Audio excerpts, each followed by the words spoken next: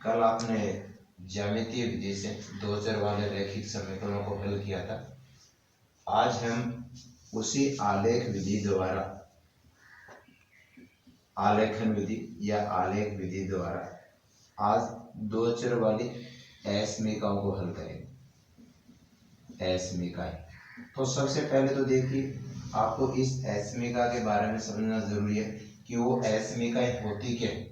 तो जैसे आपने गणितीय कथन पढ़े, उन गणितीय कथनों में यदि इस प्रकार चिन्ह लग रहे हैं, जैसे बड़े का चिन्ह है, छोटे का है, बड़ा या बराबर है, छोटा या बराबर, ये चिन्ह लगे रहते हैं, उनको असमीकाएं कहा जाता है। जैसे देखिए कि x प्लस 2 बड़ा है बराबर है 0 से, तो यहाँ देखिए जो चिन्ह आ रहा है, ये चिन्ह ये आपको संकेत देता है कि ये असमीका है। आज इन असमीकाओं, जैसे यहाँ पे आपके पास में एक चर है तो इसको एक चर में असमीका कहते हैं। जैसे 2x प्लस 3y, और फिर इसको कहा जाए कि छोटा है या बराबर है 6 से, तो यहाँ पे दो चरों की बात हो रही है, x और y चर, इसलिए इसको दो चर में असमीका कहते हैं।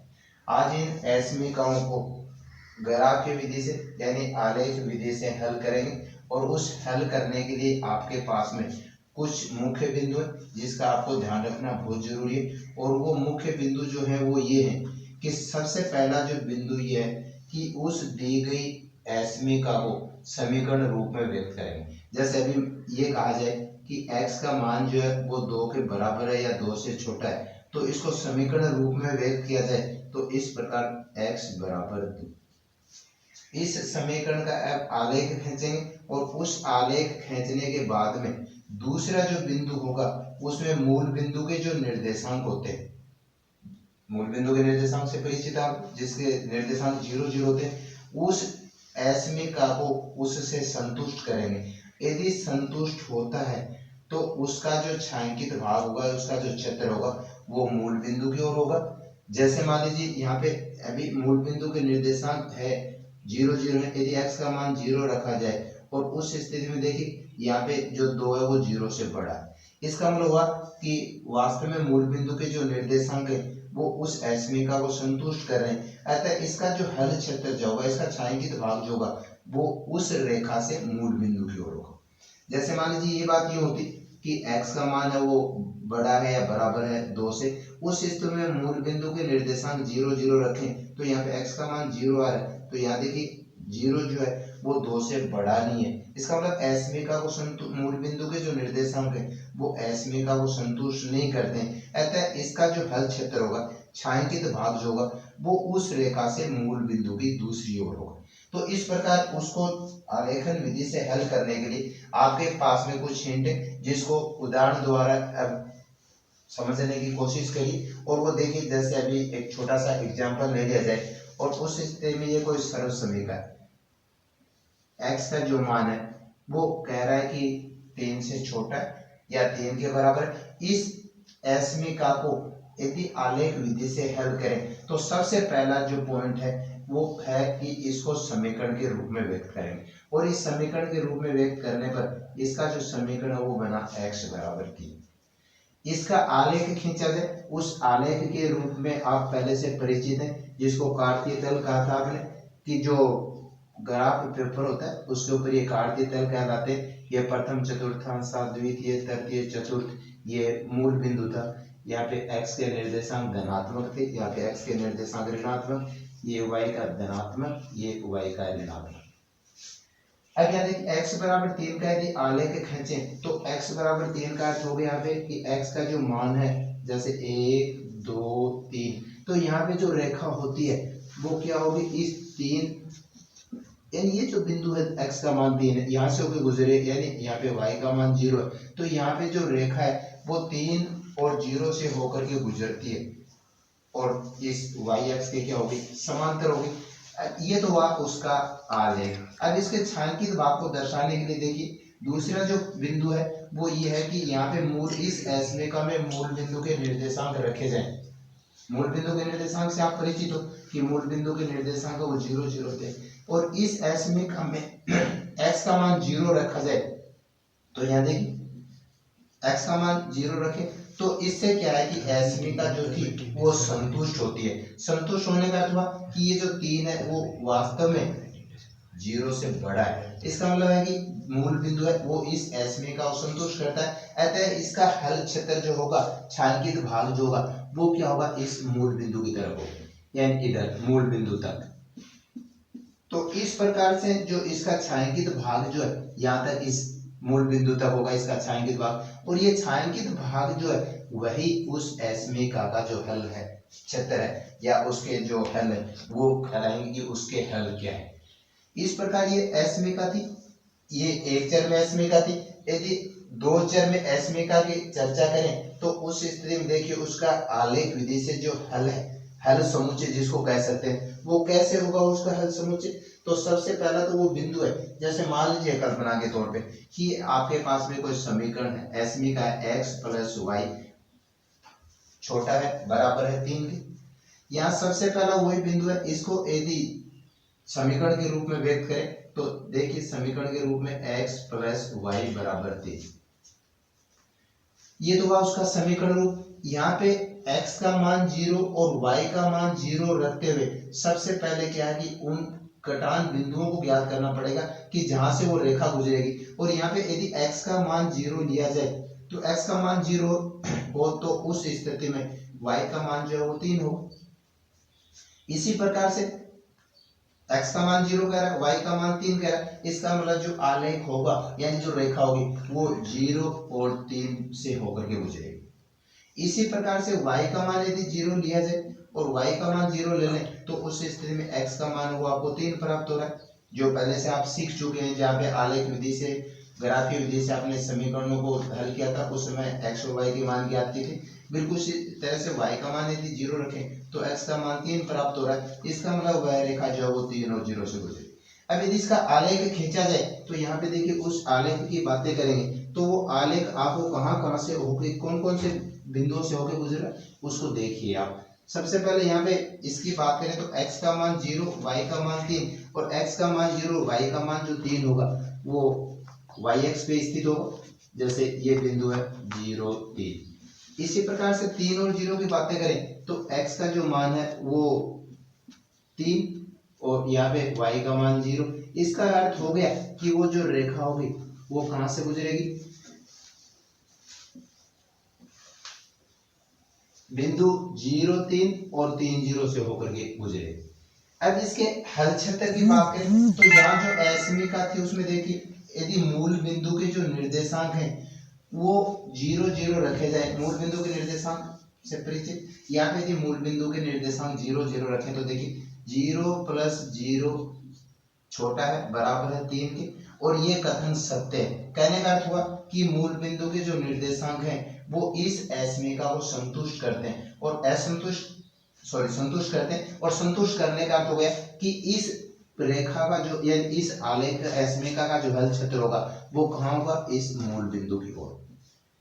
और यदि वो इसको संतुष्ट नहीं करता तो इसका जो हल क्षेत्र जो होगा वो होगा उस मूल बिंदु से दूसरी ओर, और यही जो दर्शा रहा है, ये छायांकित भाग दर्शा रहा है वो उस एसमिका का क्या कहलाता है, हल समुच्चय। इसी प्रकार से जो आगे और कुछ परिस्थितियां देखिए, ये बातें अपने दो चरों में, यदि यहाँ पे एक छोटा सा और है, जैसे अभी बात करूं मैं x जो है वो छोटा है 2 से बराबर, ये जो खड़ी रेखाएं लगी हैं इन रेखाओं को बोलते हैं मॉडुलस। इस मॉडुलस को क्या है सबसे पहले अपने को हटाना पड़ेगा, और इस हटाने के लिए जो संकेत है वो संकेत इसके ऊपर निर्भर कर रहा है। यहाँ पे देखिए वो धनात्मक 2 यानी प्लस 2 है, तो यदि इस मॉडुलस को हटाएंगे तो यहाँ पे इस प्रकार की प्रक्रिया -2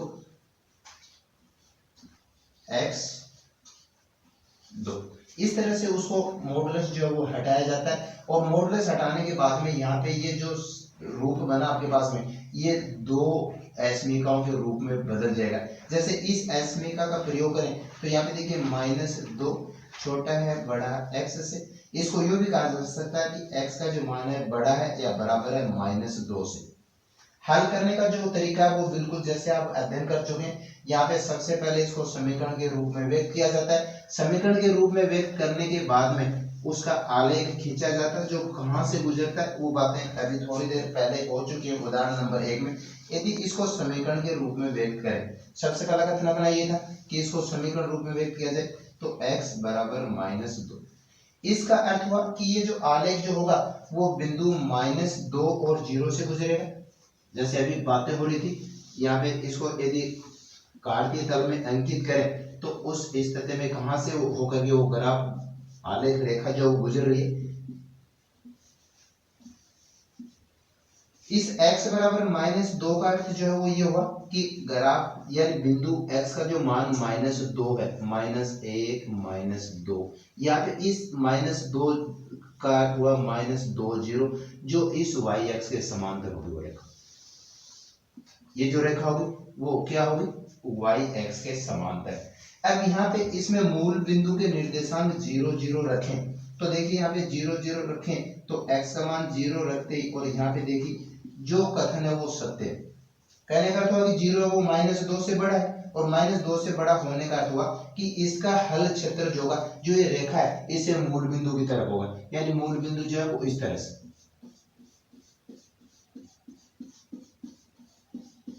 ये कहलाएगा x बड़ा है बराबर है -2 का हल समुच्चय।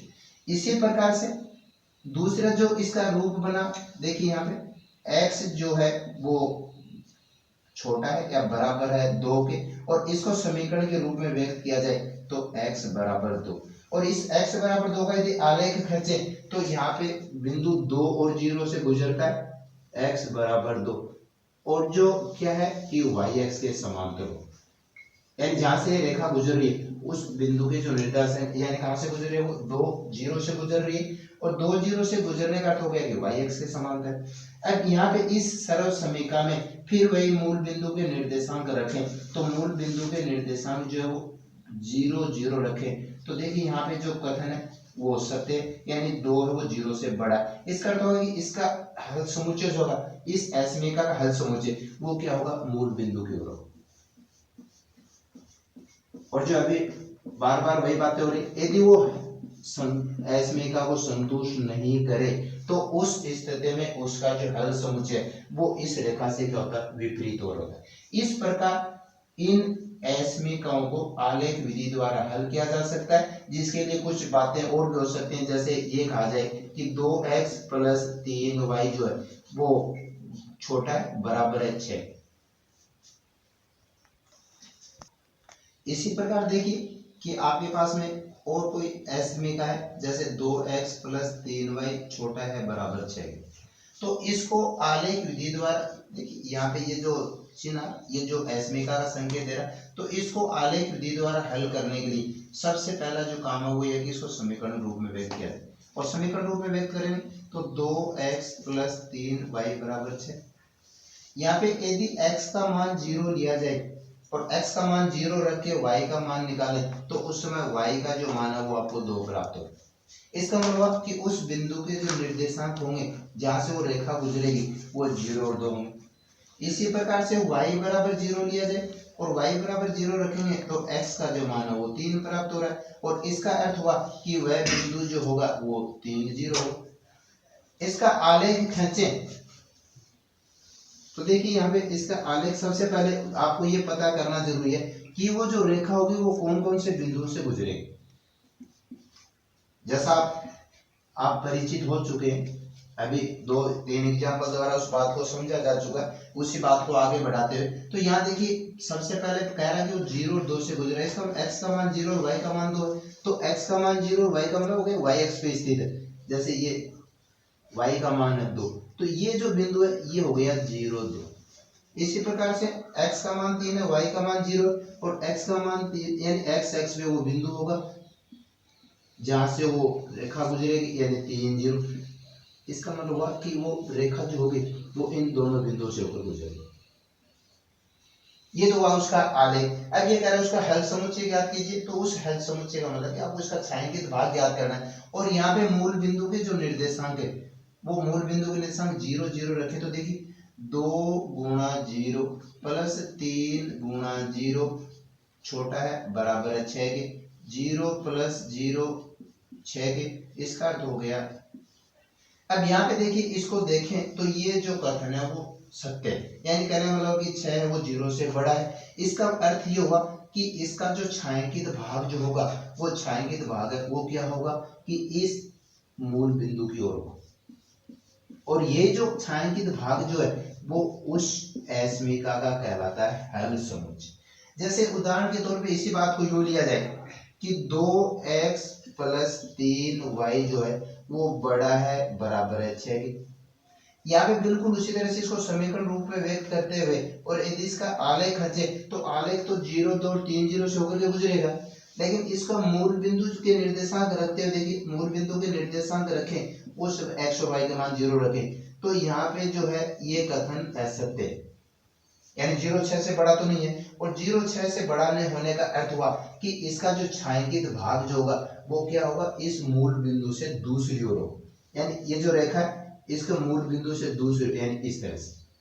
तो यहाँ पे ये सबसे पहले आपको ध्यान रखना जरूरी है कि इसका हल समुच्चय जो है वो मूल बिंदु की तरफ है या मूल बिंदु से दूसरी ओर है। और इसके लिए आपको हिंट दे दिए गए हैं कि मूल बिंदु के निर्देशांक यदि उस एस्मिका को संतुष्ट करते हैं तब तो उसका छायांकित भाग जो है, हल क्षेत्र जो है वो मूल बिंदु की ओर होगा, उस रेखा से मूल बिंदु की ओर। और यदि वो मूल बिंदु के निर्देशांक उस एस्मिका को संतुष्ट नहीं करते, जैसे अभी आपके सामने दर्शाए गए, तो उस समय उसका हल समुच्चय जो उसका छायांकित भाग जो है वो क्या होता है, उस रेखा के दूसरी ओर, यानी मूल बिंदु से दूसरी ओर। इस प्रकार एस्मिकाओं को आलेख विधि द्वारा हल किया जा सकता है।